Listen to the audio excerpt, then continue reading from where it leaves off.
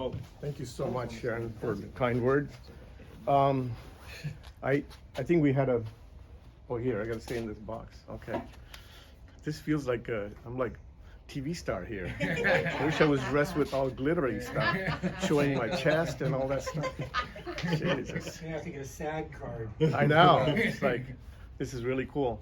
Well, thank you so much. I was inspired by the way that Zach did his presentation and what Aaron did. So I'm going to try to do what Zach did. Basically talk about myself instead of taking a lot of time about what work I did. Okay, so let's go to the. So this is me. This is me, and these are my two siblings. Nice. This is, we came from Burma. It's my mom and my dad. My dad was an attorney. So the story is kind of like a refugee moving from one country to another.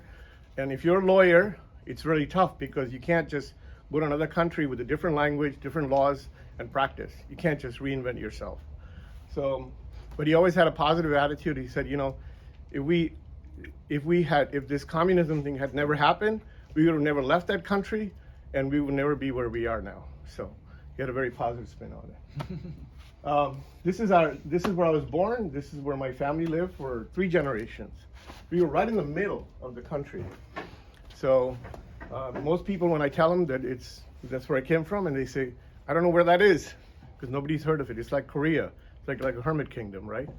So it's basically it's a cousin of Thailand. They pretty much share a lot of food and everything, but the language is distinct. Everything is different.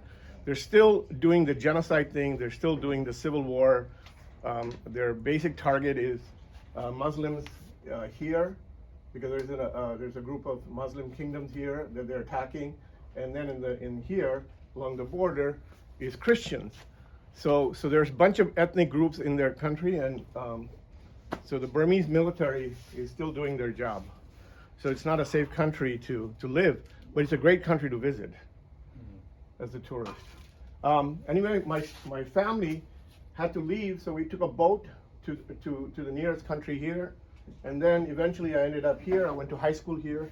So I went to elementary school, middle school, high school. Every time there was a different country, and every time you get bullied because you don't speak the right language, you have the accent and all this stuff. So I'm kind of happy to be here. Where it's, yeah. The funny thing is, every one of these countries, my family was able to afford, despite all the difficulty, they were able to afford schooling. So I got excellent schooling, all Jesuit schools. So I went through school, and people are surprised. I went to, like, my elementary was called St. Mary's. My middle school was called St. Placid. Then I graduated from St. Patrick to high school. So every one of them was, okay. This is my current family. My wife has a similar story. She's from Cuba. Here's a weird thing about coincidences. 1959, Burma had that communist military takeover and communism. Cuba had the same thing. And our family went through the same thing. My wife's family also has 2 siblings, an older brother and a younger one. She happens to be almost the same age as my sister. My sister is in the middle. Both our families, the parents got married the same year. And incredible. And my wife's older brother is the same age as me. That's how I met her. And my younger brother, who's in the next slide, him. My youngest brother is the same as my youngest brother-in-law. So it's kind of like weird. We have all these parallel lives. Catholic family, Muslim family, but otherwise everything is identical. So it's kind of funny how, so can you go back? Yeah. So I have a funny story about my brother.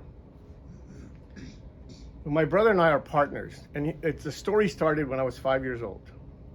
So I was 5 years old, we're 5 years apart, and my mom put me on her bed and said, we're gonna have a baby. And I said, okay. And she said, would you rather have a brother or a sister? At that time, there was no ultrasound this is in the 60s. And I said, I want a brother. Please, I want a brother, not a sister. Not a sister, please. I remember begging her. And then she said, if you have a brother, he's gonna want to share everything. He's gonna want your clothes, he's gonna want your toys, he's going to be on you all the time. And I said, Mom, I'll share everything with him. And you know what? It's kind of funny story, but it's been like this all our lives. He's a 50% partner in every business that I've been involved in. And I'm a 50% partner. Sometimes I don't even know what he's involved in, but automatically I'm 50% involved. So financially, we've been able to support each other, because there are times when, we've been in consulting.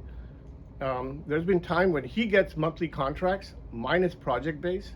So there's been times when I couldn't even meet payroll, but we only have one checking account, business account, and we both have access to it.